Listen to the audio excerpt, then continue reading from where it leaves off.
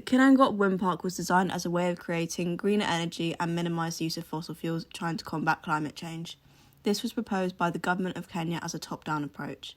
The project was supposed to power 150,000 homes, with each wind turbine having a lifespan of 20 years.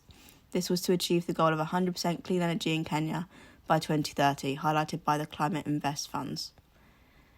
This was met with resistance from locals like farmers who were concerned with issues like visual and noise pollution as well as potential health risks. Farmers were not included in the decision-making of the implementation of the wind farm, and they opposed to its structure as this would lead to their displacement. This therefore would cost them economically and socially. In opposition to the wind park being built, there were protests by local people and farmers which led to arrests of many people and the death of one local protester by a police shooting. Although the wind park seemed like a good idea in theory for the climate crisis, the social issues posed in the area held a greater weight which caused the wind park to not go ahead. The wind park would have been a transformative project as there was a strong push on the role of citizens and agency as well as contesting modernity. One aspect of a project being environmentally and socially just is that communities must be properly involved, consulted and compensated. Here the local communities brought lawsuits against Kengen, a large electricity producer in Kenya. They felt that they were not adequately consulted about the wind farm project and were not made completely aware of the costs. As this project was top-down, it meant the communities weren't as deeply engaged with as they should have been. Some authors found that strong engagement with communities is essential to help gain an understanding of why these communities were resistant and how scalar politics plays a role. Several negative environmental impacts were imminent pending the construction of the wind farms: soil contamination, loss of arable land, landscape degradation, and noise pollution.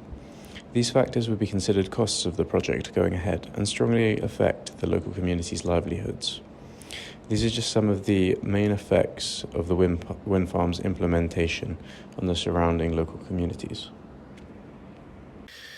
By looking at both sides of the project, we can see that although the wind farm would have contributed to Kenya's renewable energy production, the comparison between it or protecting the local biodiversity weighed in favour of the biodiversity. Therefore, we observe that environmental justice was served due to the stoppage of the project, which meant that the Nyandarua community's land was not dispossessed and kept healthy. Community intervention plays a pivotal role in helping the implementation of renewable energy schemes. As well as the Kinangop project, there are other instances in Kenya where the resistance from citizens and indigenous communities have led to problems in the establishment of large-scale renewable energy infrastructures.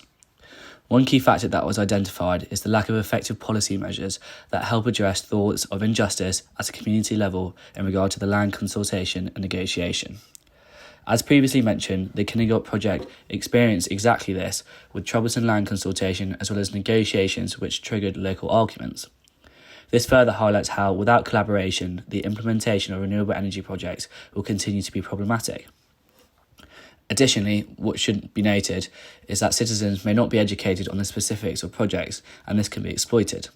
Specifically for the Kinangop project, this was done by opposition political parties who created doubt amongst community members, resulting in unrest and protests. From a sample size of 46 respondents, it was found that just over 60% stated that delays to the project were directly linked to the interference of political parties.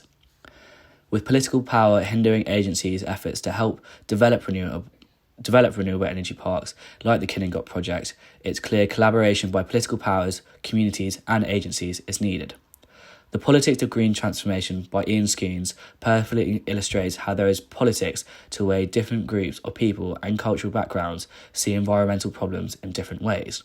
Thus, we'll see solutions in different ways as well. Through fair collaboration of all parties, green transformation can progress while also providing justice to all those involved.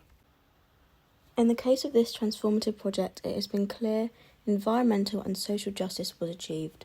Through dismantling the Kinangop Wind Park project, community action was generated and intensified due to disjointed communication from political parties to the affected communities.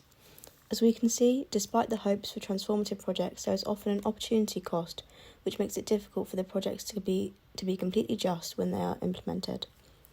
If in future projects these issues can be addressed, then all parties can benefit in a harmonised way to keep local communities happy whilst implementing green initiatives.